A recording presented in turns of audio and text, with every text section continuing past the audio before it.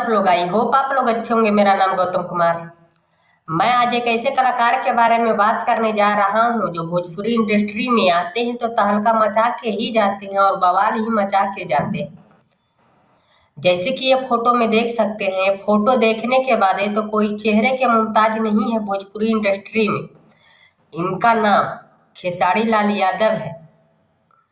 जो ये भोजपुरी इंडस्ट्री में कोई चेहरे के मुमताज नहीं है। इनका एक सॉन्ग आया है 2 दिन पहले।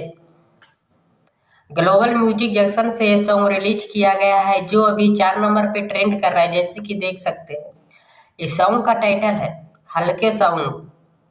इस सॉन्ग का बोल है नया बड़ू कनिया नए बाटे घर रे घर हो, नया रे सजावले बड़ू बिस्तर हो, कि नया बड़ू कनिया नए बाटे घर हो, नया रे सजावले बड़ू बिस्तर हो।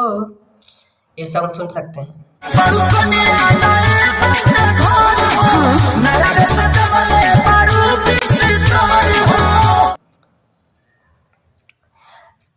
तू रहा नीचे हम ऊपर सुहाग रात सुपर मनी, बजी हल्के साउंड में बूथर सुहाग रात सुपर मनी।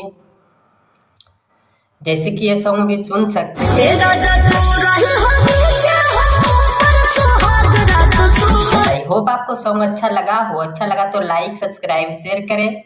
मिलते हैं नेक्स्ट ट्रेंड सॉन्ग के साथ, तब तक के लिए बाय।